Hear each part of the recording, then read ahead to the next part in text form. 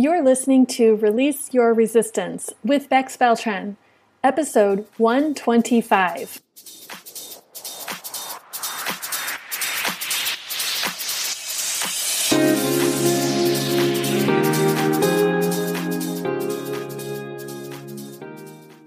Welcome to Release Your Resistance. This is Bex. For the first 4 seasons of this podcast, we focused on resistance in general.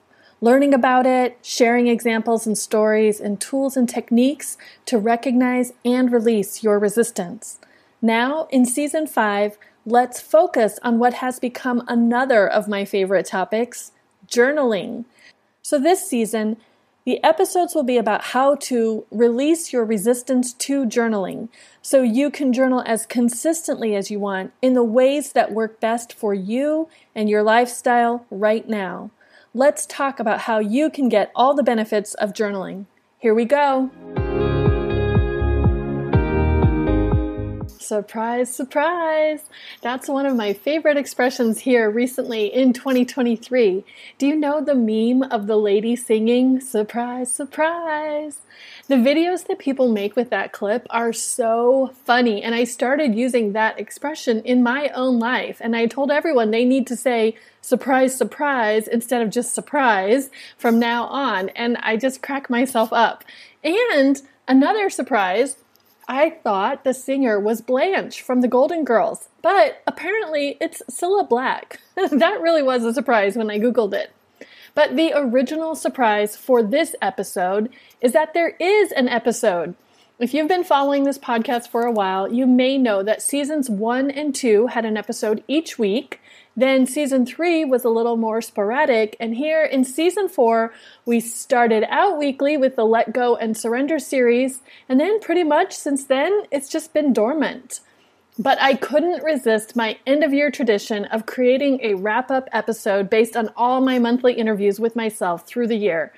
If you want to re-listen or listen to my previous season's end-of-year episodes, I will link them all for you in the show notes for this episode at bexb.org/2023 lessons. That's 2023 LESSONS.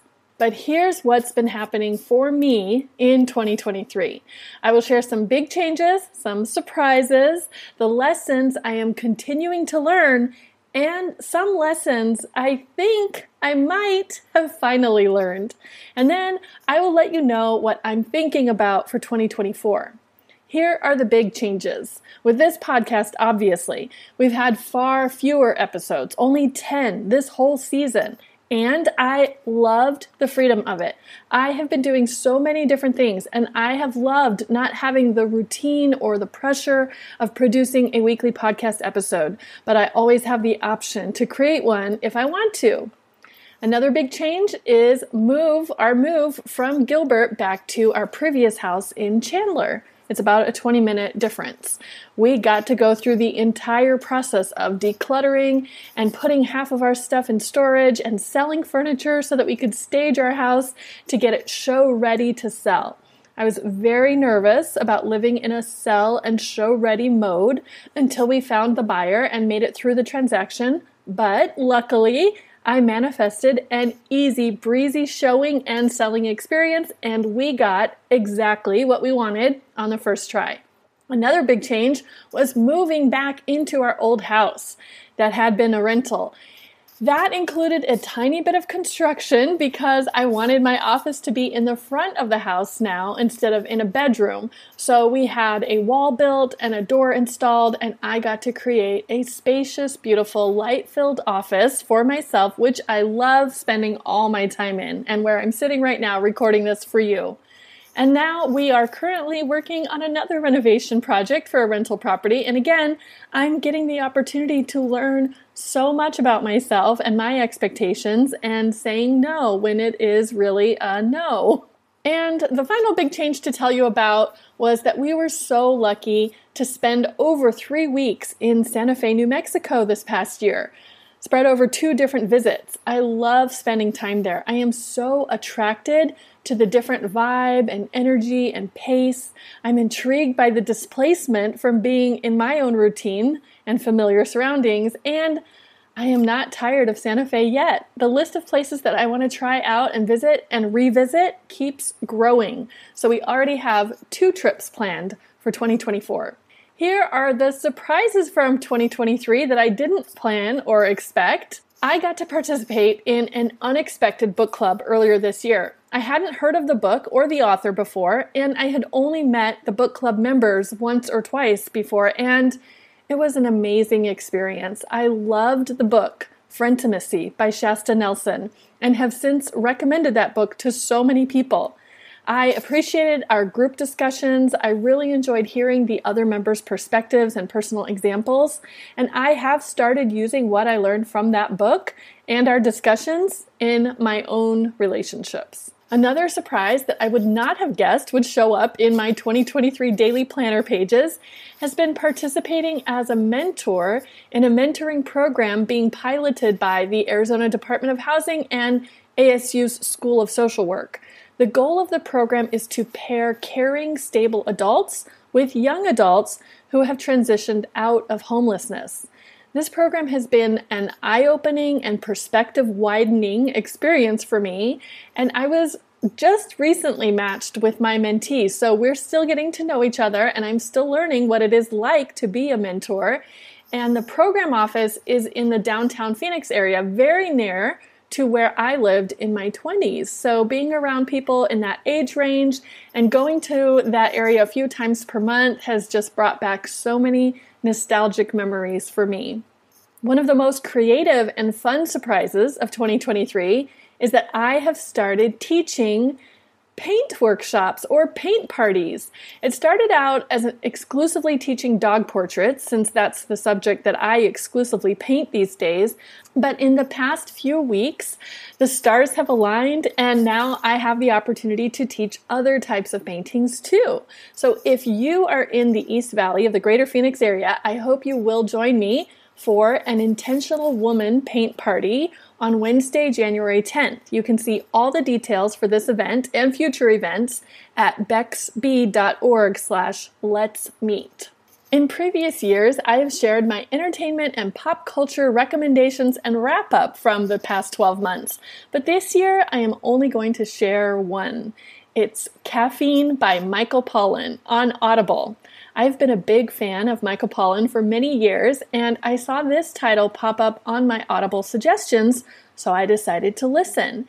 It was so good. It is informative, completely relatable, and funny at times. I had been abstaining from caffeine for about 6 months when I listened to the book, and after hearing it, I decided to start caffeine again, and I feel so much better. I am so grateful that book had me reconsider the decision that I made earlier this year. All right, let's talk about the lessons I am still learning in 2023 and probably maybe moving into 2024. I cannot call these lessons learned of 2023 because as I compiled them and as I re-listened to my previous year-end wrap-up episodes and I heard these same lessons in past years, I know I haven't fully learned them yet, but I am still working on them. The first one is don't agree to what I don't really want to do. Say no when I get the nudge that it's a no. This is not a new lesson. I think I've mentioned it multiple times each year that I've been doing this, and here I am in 2023 still learning that I can just say no when I don't really want to do something. The second lesson is I really need to be clear with myself about my own expectations, and I can choose my own expectations. This lesson was mentioned in 2 separate months this past year. So again, I believe it is a lesson I am continuing to learn. The next lesson is that things will probably not be as bad as my brain says, and things are not as hard as my brain tells me they will be. Again, this one was also mentioned in 2 separate months, so also a lesson I am continuing to learn. And the next lesson is noticing that I have a compulsion to complete. When I start something, I feel like I need to see it through to completion, even if I've changed my mind or if the purpose has changed. I thought this was a new lesson for me this year, but as I was listening to those prior year wrap-up episodes, I heard this phrase. So it seems like it's something that I am continuing to try to get comfortable with. The next lesson is that sometimes it's kind to interrupt. I love to notice my own reaction to interactions and other people's reactions. My brain likes to replay conversations and wonder what the other person was thinking or hoping for in our exchange. I'm so curious about noticing when people behave differently than I would in social situations. And now, partly because of the book Frientimacy, I have really been paying attention to what I share and how vulnerable I get in conversations. And frequently, I consider if I'm getting what I want from an interaction. One thing I've noticed about myself is that I am usually not comfortable interrupting someone else when they're speaking. Sometimes I do if I have a very compelling reason, but I hope, I don't often interrupt. I wait until there's a break in conversation to add my opinion or to ask a question or to share an experience. And sometimes, depending on who I'm talking with, that break never comes. I'm also noticing that sometimes people fill the silence because they are uncomfortable with the silence. And I also know that sometimes people get started talking and then they keep going and they don't want to or mean to monopolize the conversation, but they don't remember to pause or ask questions. And sometimes that can lead to oversharing more than they meant to or embarrassment about talking too much. So the lesson I'm learning and still getting comfortable with is that sometimes it's kind for me to interrupt. It gives them a chance to pause. It allows me or someone else to contribute to the conversation. And sometimes it really can be more inclusive to interrupt. And finally, as I wrap up this year's wrap up, I have 2 lessons to share with you that I feel like I have actually finally learned, not currently still learning. I feel pretty good about my balance. As I heard myself talking about balance and how I spend my time in previous years, I realized this has not been an issue for me at all lately. So then I started wondering why not? And I think part of it is all the thinking and reflecting and experimenting I have done around the topic of work-life balance in the past few years. I've also changed my labels and identities of how I refer to myself. Since 2020, I have shifted from considering myself a business owner / entrepreneur to self-employed on a very part-time basis, to now thinking of myself as post-employed. It's so interesting to me that that label that I use for myself, both to myself and when I introduce myself to other people, has such an impact on how I think about myself and how I should be or want to be spending my time. Earlier this month, I was at a dinner with some new and current friends, and so we were all introducing ourselves and saying what we do, and when it was my turn, I talked about how in a very part-time way I support people in their journaling, and that I have a journal and notebook shop. And a friend who was sitting across from me said, "But what about the dog painting?" And I was like, "Oh yeah, I can't believe I didn't mention that. It's my side hustle. My side hustle has a side hustle." So we all laughed. But it's not just funny, it's true. And I really think that the change in my own identity has helped me not to be so urgent and frenzied about my own schedule and productivity. And the last lesson learned that I am sharing with you today is that I would rather be lucky than smart. This realization just came to me in the past few weeks, and I love it. Another tangential lesson that I noticed throughout the year is that I don't want the pressure of quote unquote having to be smart. Being smart means choosing the most effective way to do something, getting it right the first time, knowing what to expect, not making mistakes. At least those are concepts that fit into my idea of what it means to be smart. And since I have tied being smart to my self-concept, all those rules go along with it, and it's a lot of pressure. So I decided I would rather be lucky than smart. If my self-concept is that I'm a lucky person, which I am, I don't have to know the probable outcome in advance. I don't have to know the smartest way to do something. I'll never tell myself that I should have known something. I'll just enjoy being a lucky person who knows she isn't always going to be lucky 100% of the time. What a great lesson. So that's my recap of 2023. Hopefully some of those lessons are helpful to you or align with what you've been thinking about for yourself or give you something to think about in the coming year. And here is what's coming up for me in 2024. I'm currently planning to be more present on this podcast again in a more niche way.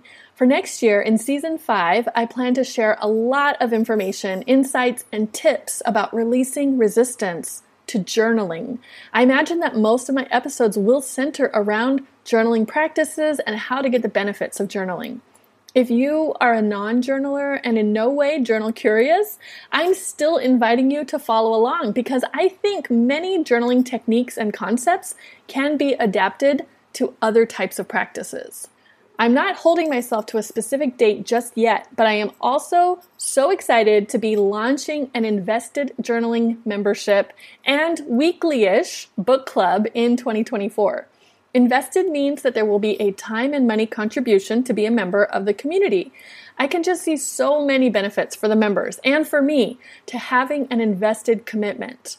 I'm making it sound more serious than it is. I am envisioning an upgraded and expanded version of what I'm already currently offering in the free Journaling and Friendship Meetup and Facebook groups. There's a little bit more of a commitment and participation than with the things we get for free and might therefore take for granted. I have joined 2 memberships in the past few months, and I can see how seriously I'm consuming the content and participating in the offerings as compared to when I joined something for free on a whim. I hope you are already curious and considering joining the membership, so stay tuned and keep following along so that you can be one of our founding members. As I mentioned, in 2024, I'm continuing to offer painting workshops and parties, and I've partnered with a location in Chandler with our first event being held on January 10th with the plan to offer 2 events per month. So I'm also looking for other venues that would love to host, and I'm available to come to people's homes for private paint parties. So if you want to get a group of friends or family together to paint, let me know. I'm also continuing to create new journals for myself and for you. I've used some of the phrases that have come up as I've reflected on my year as journal titles for my own 2024 blank journals that I will be using. My first one is called Making It Up As I Go Along. It's got vibrant neon colors streaking across the front cover. I also have a fun rabbit-themed notebook called Running Through Rabbit Holes because I love to get lost following new topics and seeing where they lead me. I'm thinking now I probably need a journal with a title about being lucky. What do you think it should be called? What should it look like? You can also plan on seeing journal prompts from me every day in the Journaling and Friendship Facebook group. Plus, I'm continuing to send out a weekly gentle journaling check-in with prompts, tips, or mantras every Sunday. You can find out more about both of those by sharing your email with me at bexby.org/weekly. And I hope to see you at Pod Club on the first Thursday of each month, where instead of having to read a whole book, we just listen to one podcast episode and then we get together and discuss on Zoom. Or maybe I'll see you at one of our in-person or online journaling and friendship sessions where we journal alone together for 20 minutes and then we spend the rest of the hour in a friendly conversation. So I have shared all the things that are coming in and old things from before, and now I want to give you an invitation to say no if what I'm sharing doesn't really align. If you're currently getting emails from me and you don't want them anymore, please unsubscribe. I will consider it a see you later, not a goodbye. And if you're subscribed to this podcast and are just not that interested in hearing about journaling techniques next year, just unsubscribe for now and come back when our interests are more in sync again. No hard feelings, only gratitude for having had you on this journey with me so far. That is it for today. Thank you so much for listening. Come back next week and hear about enjoyable journaling techniques. Talk to you soon. You know what I'm really good at? Asking questions, then listening to the answer and redirecting you if you didn't answer, then showing you your thoughts from how you answered. That is part of what coaching with me is like. I don't have an agenda for you. I don't think I know better than you. I do believe in you and your capacity. If you tell me what you want for yourself, I believe it. I can see it for you. I can show you the thoughts that are keeping you from getting what you want. Then you can drop those thoughts and go get what you want. Coaching really works. Come to my site at bexby.org/coaching and book a session with me.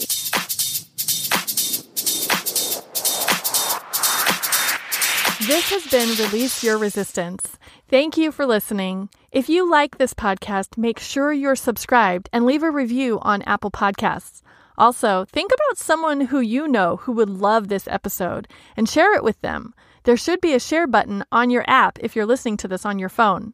If you'd like to continue this conversation one-on-one or in real time, come visit me on my site at bexby.org to see how we can work together.